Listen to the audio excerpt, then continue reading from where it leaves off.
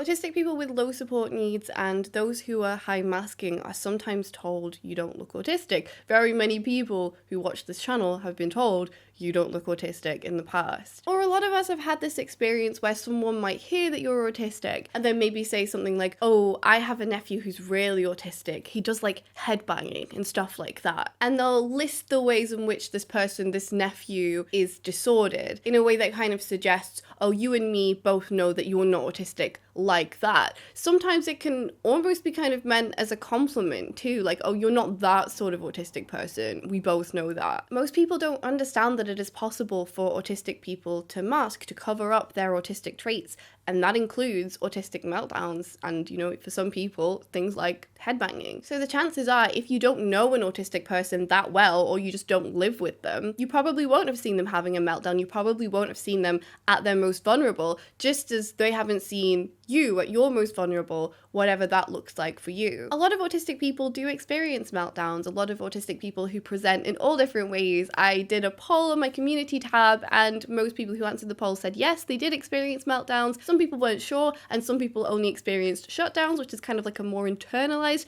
meltdown. We're going to get onto that and talk about that a little bit more later on, and hopefully if you're one of the people who isn't sure, this video might help you to kind of clear it up a little bit. I personally haven't discussed meltdowns all that much on my channel so far, so today I wanted to talk about 4 different types of meltdowns, different ways that meltdowns can present, different ways that meltdowns could feel on the inside if you're an autistic person. Remember, there were people in the poll who said they don't experience autistic meltdowns. Not every autistic person experiences autistic meltdowns. Remember, when you've met one autistic person, you've met one autistic person. I'm going to share some of my meltdown experiences from my life, some of my greatest hits for you as well. And then I've also found some TikToks of people explaining how meltdowns feel from their perspective, which I thought were really helpful as well. And then I found this really lovely study from 2023. They threw out any preconceived notions they had about autistic meltdowns, and they asked 32 autistic adults about their experience of meltdowns. Before I go into the 4 different types of meltdowns, what are autistic meltdowns and what kind of things might trigger an autistic meltdown? So an autistic meltdown is when an autistic person's brain just becomes completely overwhelmed. For whatever reason, they're just getting too much input, they can't cope with it, and your brain just kind of short circuits. Participants in the study described being overwhelmed by informational, sensory, social, and emotional stresses. Some examples that could trigger meltdowns: being at a busy tourist attraction, experiencing poor customer service. Oh my gosh, I feel that one in my bones. Feeling let down by a partner or friend, and having a deep philosophical discussion in class as well. But sometimes it might not be very clear to you what triggered the meltdown, and to people on the outside it can look like a switch has just flicked as well, and it's just happened suddenly. Things will have maybe built up throughout the day, little things, and you maybe just don't realize how much they're kind of getting under your skin until it's too late. It's important to remember that meltdowns are not intentional, it's not a manipulative act, it's not somebody trying to be a meanie. I promise you, no autistic person would ever want to have a meltdown. So let's talk about the 4 types of meltdowns. So number 1, the first type of meltdown is probably most similar to the fight survival response. It's probably the most externalized version of an autistic meltdown. It's probably the type of meltdown that has the biggest impact on the people around you, that's most obvious to the people around you, and it's likely what people think of when they hear autistic meltdown. And unfortunately, if you go on TikTok and you type in autistic meltdown, you're going to find tons and tons of parents of autistic children who film their children while having a meltdown and have uploaded it to TikTok, often almost as a sort of punishment for their child. Say they've, had a meltdown, they've maybe damaged something around the house or made a mess. They might film it and you might hear them say something like, oh, look what you've done, or look, this is the reality of autism TikTok, this is what autism actually looks like. The results of a meltdown and people that say it's a tantrum. The National Autistic Society say that during a meltdown, the loss of control can be expressed verbally by screaming or crying or shouting, which is what Paige Leal shares of her own meltdowns in this TikTok. I'll of course leave all these TikToks linked down below if you'd like to go and follow these people who are brave enough to share their own experiences. For me, it's usually a lot of screaming. Uncontrollable screaming. It's like there's something in my body, like an energy in my body that needs to get out. No matter how hard I scream, no matter how much I hit, no matter how high I jump, it can't get out. And it sucks and it's uncontrollable. I mean, I want it to stop so badly because I can't breathe. I feel possessed. One participant in the study said he would attack with verbal ferocity during meltdowns, describing, "I viewed those meltdowns as a fight against evil and ignorance where language would be used to win or dominate while spewing out reality in quotation marks that they needed to hear and accept." So people might kind of say things that they don't really mean, and some autistic people can kind of just verbally spew out, pretty nasty and unpleasant things that they wouldn't say if they were in their right mind. This loss of control can also manifest physically with kicking, lashing out, and biting, as Sound of the Forest expresses here. I love her TikTok account so much. Well, autistic meltdowns can look very different for different autistic individuals. It's a spectrum. But here's my experience. As a child, my autistic meltdowns were usually pretty long, very violent and aggressive, a lot of thrashing, hitting, screaming, yelling, biting. To my sister, if you're watching this, I'm so sorry for biting you. They have changed over time, which, I'll take it. There's a lot less screaming and biting now. I still do thrash around a lot. Trigger warning for harming yourself and thoughts of taking your own life here, but some autistic people can self-harm during meltdowns, even when it's not something that they would usually do. In the study, sadly, some autistic people described how self-harming helped them to regain a sort of sense of control in the moment. And you may also experience thoughts of ending your own life in a meltdown too, because it's just such an unpleasant experience. You just want it to stop. That's what I mean. Like, no autistic person wants to have a meltdown. And when I was a teenager and younger, well, it happened multiple times a day. During those times, I wanted to end my life, then experience it every time. Every single time, I'm like, this is the last time. I will end it right now during this meltdown. It's also very difficult, I think, to imagine that things are going to be better, that you're ever going to not be in that emotional state. It feels at the time very permanent, which is scary. And as I said, head hitting is quite a common form of self-harm that can happen during meltdowns for autistic people, even autistic people who would be considered by people who knew them in everyday life as mildly autistic in quotation marks, as some people would say. This is why it's ableist or invalidating to say somebody doesn't look autistic or to doubt their diagnosis. You never know what someone else is going through, and only showing somebody who you don't know very well your best self is absolutely a survival response, and it's something that everybody does to some extent. And some of the participants in the 2023 study did say that they were only likely to have meltdowns around people they were comfortable with. You'll often hear of autistic children who are like smiley, happy, and the teachers would say, "Oh my goodness, they had such an amazing day," and then they come home and turn into a completely different child and have a meltdown because of all the stuff that's just been building up. Again, it's important to remember that meltdowns are not an intentional act. Most participants described meltdowns as distressing, scary, and intensely painful events. It's like a loop of pain, and I don't know how to stop it. The study talks about how autistic meltdowns are still seen as like bad behavior and being naughty. In a lot of the research, they're still referred to interchangeably with the word tantrum, or called disruptive or challenging or problem behaviors and things like that, and how that needs to change. So I thought I'd tell you, quick story time, tell you the story of one of my kind of most memorable meltdowns. I was probably about age 7, and I was spending the weekend. It was going to be a long weekend with some family members. I was going to be away from home. And as far as I remember, I don't think I realized it was a long weekend. I think I thought I was going to be staying somewhere for one night, and then it ended up being 2 nights. So I don't know if I'm misremembering that or if it hadn't been communicated very well to me. When I was away from my mum, I would often get very, very homesick. And so I called my mum at night time when I was just about to go to bed, and I'd been talking to her, which I'd been looking forward to doing all day, and then it was time to say goodbye, and I said, "I'm feeling really sad, I'm feeling really, really homesick." And my mum was like, "Why don't you go down and say how you're feeling a bit upset and tell the people I was with." So I was still on the phone, and I went down and I said, "I've spoken to my mum on the phone, and now I'm feeling a bit sad." And then the phone was taken away from me. It was my mom's phone that I'd brought with me. It was like a little Nokia, and it was just turned off. So they hung up on my mum and turned the phone off. I think that just sent me into a spiral. I was like, give me the phone back. That was the one thing that was making me feel okay, was that I was speaking to my mum, and the only reason I'd come down is because she suggested, maybe that might make you feel better. I think then that just kind of flicked a switch in my brain, and I went into complete and utter panic. In my memory, went on for hours and hours of me kind of screaming and crying for this phone back, and crying and crying and crying. They were just adamant, "No, you can't have the phone back." I can't remember exactly everything that happened, but I was was staying on a blow-up bed and I ended up being sick all over the sheets because I'd cried so much and got myself so worked up. And I was a very shy and quiet, withdrawn child, so it was like very kind of out of character. And the next morning I remember feeling really not great. I mean, it could take you a long time to recover from meltdowns, and being told like that the people that we'd been staying with, who were like family friends, like they were absolutely horrified. They've never seen anything like that in their whole lives, and like being really kind of shamed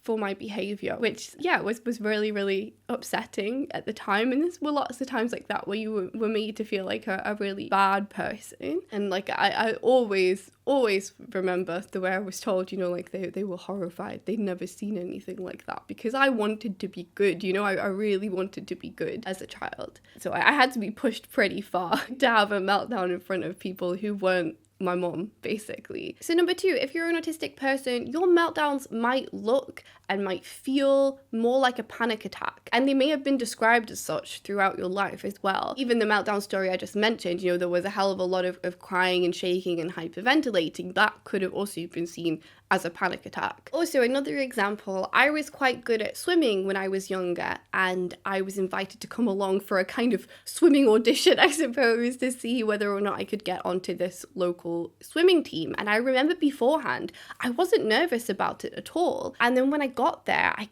think it just ended up being a way more chaotic environment than I'd anticipated. It was the pool in which I usually went swimming in, but it was just, there were a lot more children, and it was a lot louder and more chaotic, and a lot of adults that I didn't know calling out instructions that I couldn't really keep up with and I didn't really understand, and loads of parents there watching, lots of my family members. I remember my dad was there. I felt like I really wanted to make him feel proud of me, and I think it just all got way too much, and it was time for me to get in the water and swim, and I just couldn't do it. And I suppose probably dissolved into tears on the side of the pool. Anyway, I ended up having to just go home, and then I was allowed to come back on a different day when it was very quiet and there wasn't a lot of people there, and I was completely fine. I did my swimming, I was allowed onto the team, went to one training session, hated it, and never went back. So there was no point in all of that nonsense really, but oh well, I tried it. I was also escorted out of a few exams during my GCSEs at the end of high school for a similar reason, just, you know, being unable to continue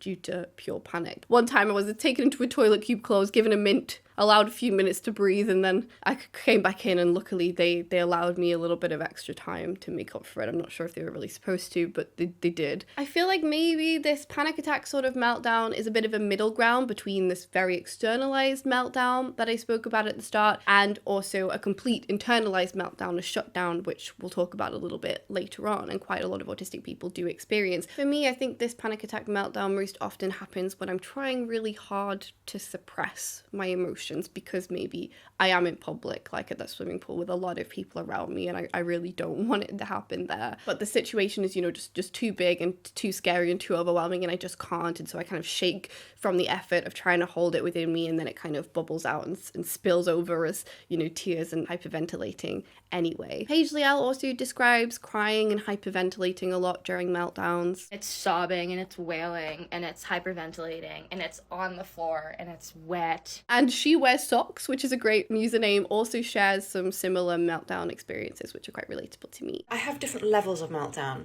Like a low-level meltdown might be an example I shared recently where I was looking at a menu in an eatery, and that was overwhelming me, and I could feel it was like crying.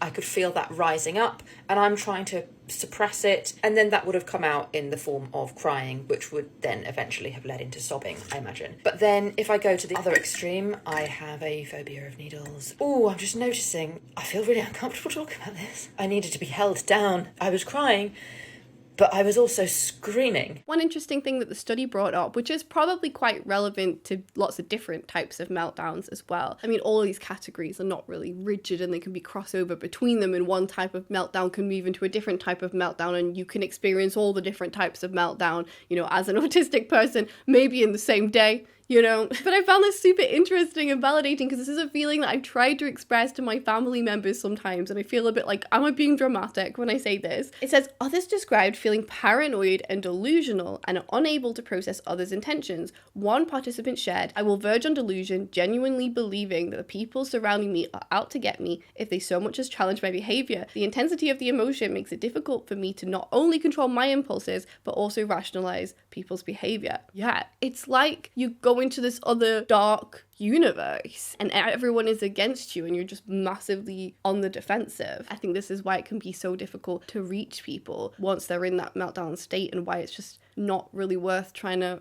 rationalize with somebody at that point. Like, you've already passed that. Not gonna happen. Number 3, your autistic meltdowns might look a bit like the flight survival response, which is exactly what it sounds like. You might run away sometimes. I nearly ran away from an exam. It was an English literature exam. I was not having a good time that day at all. I was getting out of the car to go in, and I don't know if I did run away a little bit and my mom came after me, or whether I just said, I'm gonna run away. I can't do this. And I was so scared of myself in that moment, because when you're in a meltdown, you can behave impulsively, you can be self-destructive, you can feel like it's the end of the world, so nothing matters. And yeah, I was scared I was really going to do it. And luckily, my mom said, if you do, you will not be able to live with yourself. If you do not go into that exam hall, you're never going to forgive yourself. And somehow that kind of got through to me. I just said, don't try and rationalize with people, but somehow that managed to get through to me. I went into the exam in the end, had a panic attack in that exam, but you know, I did the exam and I got the grade for it in the end. We got through somehow. I also had a time where I ran away when I was at a restaurant. A family member had said something to me that felt like a criticism and really upset me in the moment. I think there must have been other things going on because it wasn't that deep. But anyway, I ended up just leaving, and I was like halfway down the street running before I realized what I was even doing. It's just like I kind of woke up and I was like, oh. And then I couldn't stop running for a while. And then eventually I had just turned around, I got the energy out of my system, and then I went back to the restaurant, and I think nobody mentioned it and just carried on. But you know, you can feel a hell of a lot of guilt and shame for things like that, particularly when, you know, you don't have a word for it, people don't understand it. You just feel like, oh my god, why am I so dramatic, you know? As you can imagine, this can be dangerous. One of the participants in the study said, I have dropped to the floor in the middle of the street, ran from supermarkets and into the road. And I saw this video from an autistic person called Lyric, who says that running away, sometimes called eloping, is their first response to sensory overwhelm often. Most often, the first response to a sensory overwhelm for me is to run. Get away! I do personally find it so validating when I hear other autistic people talk about how they don't really remember what happens during a meltdown. It sounds a bit like an excuse as an autistic person if you say like, oh, I don't really remember what happens, or someone speaks about something and you go, I don't remember doing that. It sounds like you're trying to distance yourself from your actions, you know, but I don't think memories do store very well in that state. It often feels quite patchy. I've definitely heard some autistic people say they completely black out during a meltdown. For me, it's just, yeah, patchy and very difficult to piece it together. Several participants share that they do not remember what happens during meltdowns. For example, some use phrases such as, according to my partner, I, or apparently I, or all I remember was, when describing their behavior. When asked about these memories, participants reported, it's quite hard to recall what happens during a meltdown, and I'm not quite sure of how to describe these events because I hardly remember them. Which, as you can imagine, is quite an unsettling feeling, particularly for a group of people who are kind of notorious for liking to be in control of what's going on in their lives, you know? And number 4, we have shutdowns, which I'd probably say is the equivalent of the freeze survival response. And also probably the fawning, sort of people-pleasing survival response too, to some extent. A lot of people who answered my poll about whether they experience meltdowns said they only experience shutdowns. I definitely do both. I think a lot of my school days I was in a shutdown state for much of the day. I spoke about that a little bit in my video on the different types of masking when I was talking about the blank mask sort of state. I think there's a little bit of crossover there. A shutdown is like an internalized version of a meltdown though, like a hidden meltdown, a secret meltdown. You might go completely still and quiet, expressionless. Some autistic people will experience selective mutism. You might be completely unable to speak, or you might only be able to respond with a few words or sounds. But just because this experience isn't externalized and a shutdown isn't, you know, this loud in-your-face explosion of emotion that autistic meltdowns can sometimes be, that doesn't mean it isn't super intense for the person experiencing it. Still, even when participants were able to hide meltdowns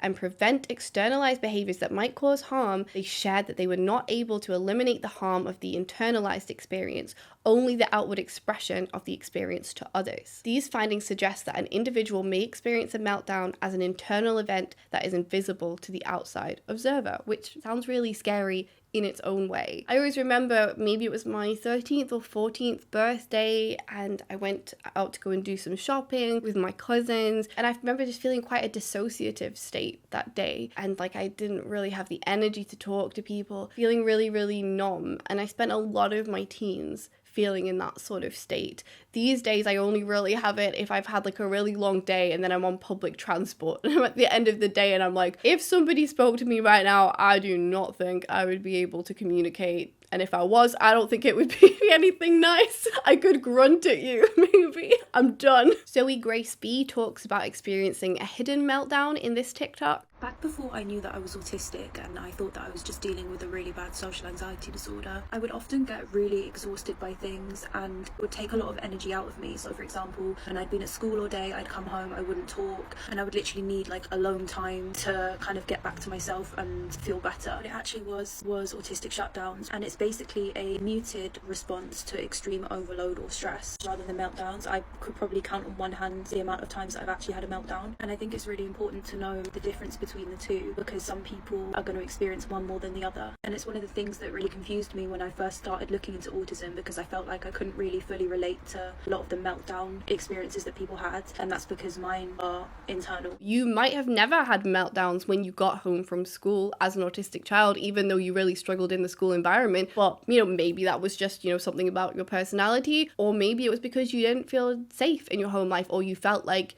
you would be judged for your behavior, so you just internalized instead. In the study, some autistic adults did talk about camouflaging the meltdowns. I am trying to stay safe in the world, camouflaging my inner feelings, which I guess feel unsafe showing at that point. I am just really, really strongly working to focus on acting normal. Camouflaging is a survival skill for me. And the thing is, with some form of externalized meltdown, that energy is getting out of your body when you're shutting down. I sometimes feel like I'm then directing that energy at like my internal organs or something.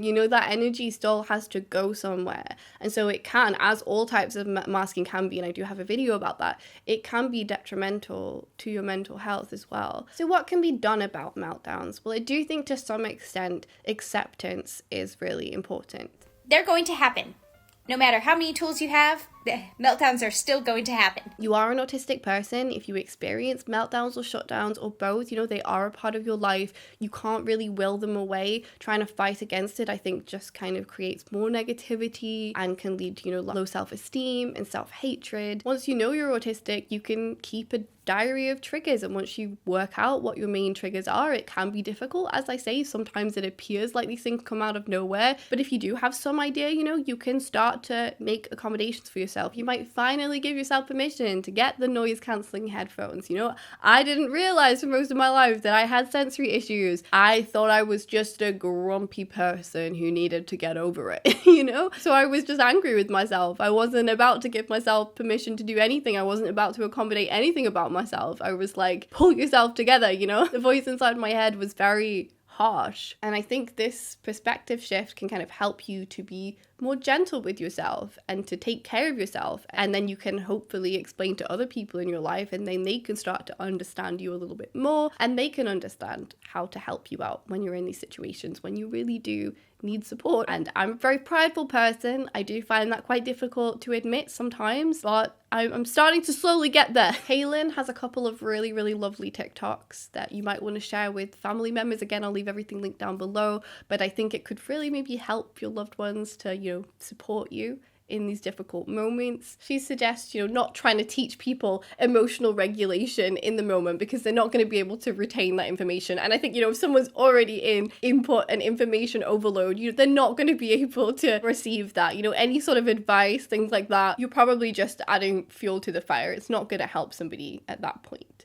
when they're calm, you know, it might be something to explore together. She also talks about how the last thing you should do really is to tell somebody to calm down or to shout at them or to argue with them. Again, it's just going to be more information overload, and somebody in a meltdown, you know, would probably love to calm down more than anything else in the world. If it was possible, they would have already done it. Instead, she suggests using empathy statements to show you understand, which I think would really be helpful to me as well. You know, if somebody tries to go like, oh, it's not that bad, you know, whatever I'm upset about, that tends to just make me panic about it even more, because I feel like I'm the only one in the world who realizes what a big issue this is. Oh my gosh, I'm all alone because this person thinks it's fine and it's clearly not fine. You know, it's better to just be like, oh yeah, that thing, that's not great. We need to fix this together right now. For me personally, I find that more helpful because I feel like, phew, I'm not alone. That feels like a relief. Whereas I think people think it would feel like a relief to be like, oh, it doesn't matter. But I'm like, no, you just don't realize how much it does matter. And I really love it when she says about, you know, helping the autistic person to regain a sense of control by giving them options, you know, options of how to maybe kind of fix the situation or whatever set off the meltdown in the first place. I think that would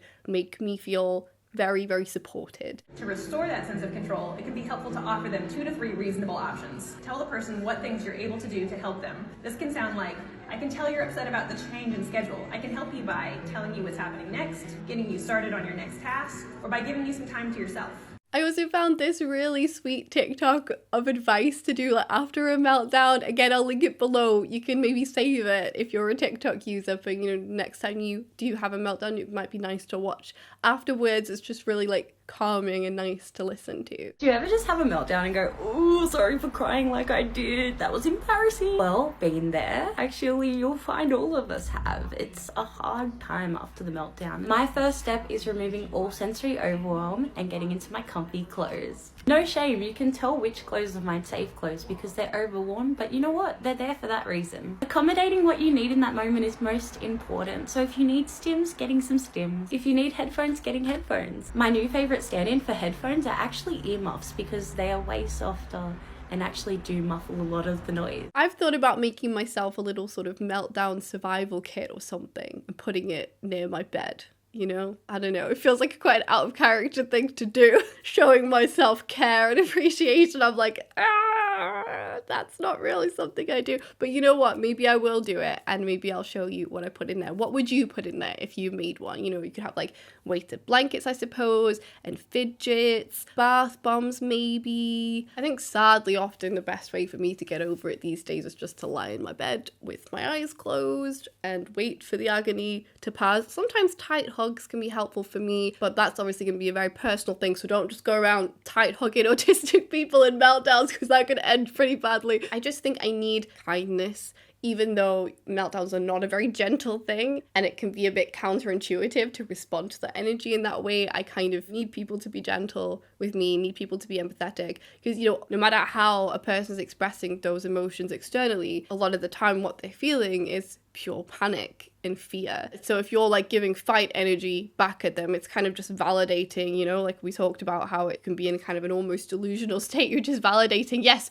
everyone is against you and it's the end of the world. I think it's tricky when you are somebody who people register as successful or intelligent or, you know, pretty well emotionally regulated at other times in your life. When you have this reaction, it feels to other people like it is a choice and like, where the hell has this come from? And it can be a huge shock. I've heard other autistic people talk about how you should see meltdowns as panic attacks. You should see meltdowns maybe even almost as like a seizure, even though it's not either of those things, but just in the way that you would see those as, you know, like medical things that happen to somebody that are not somebody's fault. Taking the blame out of it is really important, and then trying to work with someone, you know, keep them safe, keep the people around you safe, and to make sure that they can recover as quickly as possible, because that's, you know, in everybody's best interest. So what helps you to recover or even prevent meltdowns, you know, when you feel one coming up? Let's help each other out in the comments. Leave it in the comments below. If you're wondering why autistic people do have this tendency to become so overloaded by information to the point that they can end up in this meltdown state, then you might enjoy my video on the theory of monotropism. It's a theory of how autistic minds work that I really, really love. I'll leave that one linked.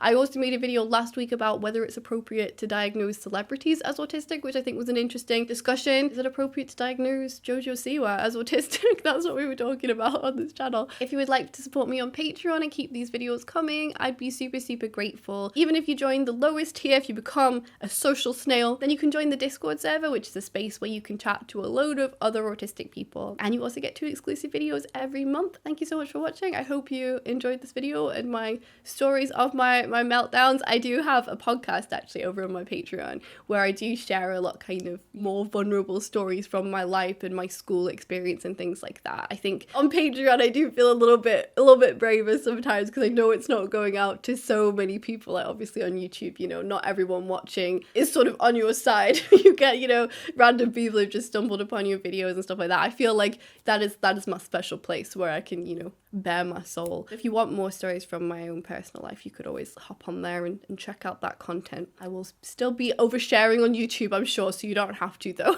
Thank you so much for watching. Bye.